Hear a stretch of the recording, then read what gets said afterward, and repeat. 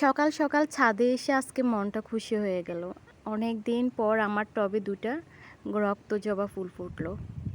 তো রক্ত জবা বলে, অনেকে আবার গোলাপ জবাও বলে। এই ফুলটা আমার অনেক পছন্দের ফুল। তো আজকে অনেক দিন পর দুইটা ফুল দেখে মনটা খুশি হয়ে গেছে। তারপর আমি চলে আসলাম ঘরে রান্নার কাজে। তো অলরেডি আমি রান্না শুরু করে দিয়েছি। আমার এক চুলায় ভাত আছে আর আমি অন্য চুলায় আমি আজকে রান্না করব চাল কুমড়ো দিয়ে মুরগির মাংস।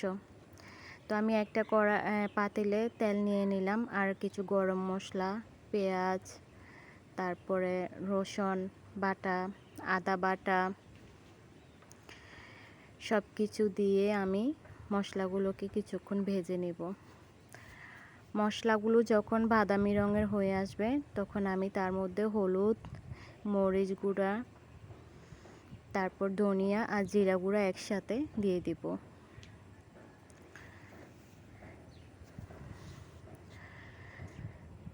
তো এখন আমি সব মশলা ভালোভাবে কষিয়ে নেব। অনেক দিন আসলে চাল কুমড়ো দিয়ে মুরগির মাংস রান্না করা হয় না।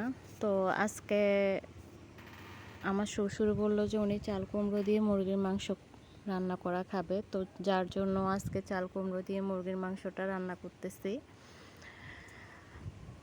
তো আমি এখানে পরিমাণ মতো লবণ দিয়ে দিলাম।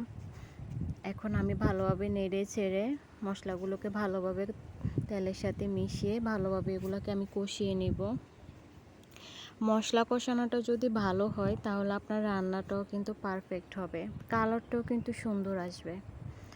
এখানে আমি একটু পানি অ্যাড করে নিলাম যাতে মশলাটা পুড়ে না যায়।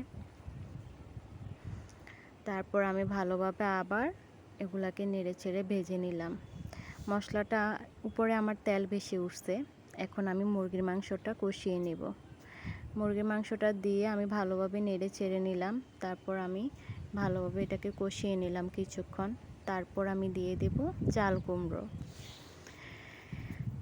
চাল কুমড়োকে আমি ভালোভাবে মুরগির মাংসের সাথে আবার কিছুক্ষণ কষিয়ে নেব। ভালোভাবে কষানো হয়ে গেলে আমি এখানে গরম পানি ইউজ করতেছি। আমি পরিমাণ মতো মাংসে গরম পানি দিয়ে দিলাম। তারপর আমি কিছুক্ষণ ঢাকনা দিয়ে ডেকে এটা রান্না করে নেব।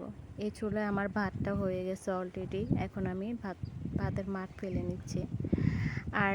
আর একটু ডাল রান্না করে নেব আমার বাচ্চার জন্য। সে ডাল ছাড়া ভাত খেতে পারে না, তার গলায় আটকে যায়। তো আমি এখানে তার জন্য একটু ডাল বসিয়ে নিচ্ছিলাম। তো আজকের রান্নাটাও খুবই সিম্পল করে নিলাম। আসলে আমরা ফ্যামিলির সদস্য মাত্র 3 জন, মানে আমার মেয়ে সহ 4 জন, আমার শ্বশুর শাশুড়ি আর আমি। তো যার জন্য আমাদের এত বেশি রান্না করা লাগে না আর কি। আর একদিন রান্না করলে তারপর দিন আর রান্না করাও লাগে না। তো আমি এখানে আমার মাংসটা হচ্ছে, দেখতেই পাচ্ছেন বলক উঠে গেছে। এখন আমি আবার ঢাকনা দিয়ে নিলাম। আর এখানে আমার ডালটাও প্রায় বলক উঠে গেছে। এর মাঝে কিছু থালা বাসন জমে গেছিলো, ওগুলো ভালো করে ওয়াশ করে নিলাম। এই যে দেখতে পাচ্ছেন আমার ডালটা হয়ে গেছে প্রায়। তো এরপর আমি ডালের মধ্যে রসুন দিয়ে বাগার দিয়ে দিব। রসুন দিয়ে বাগার দিলে অনেক মজা হয়, ডাল খেতে অনেক ভালো লাগে, অনেক সুন্দর একটা ফ্লেভার আসে। তো এই হলো আজকের রান্না বান্না, খুবই সিম্পল। এই রান্না বান্নার কাজ শেষ করে এবার আমার মেয়েকে গোসল করানো, মানে তার কাপড় চোপড় ধোয়া, আরও অন্য অন্য কাজ থাকে, এগুলো করে নিতে হয় আমাকে।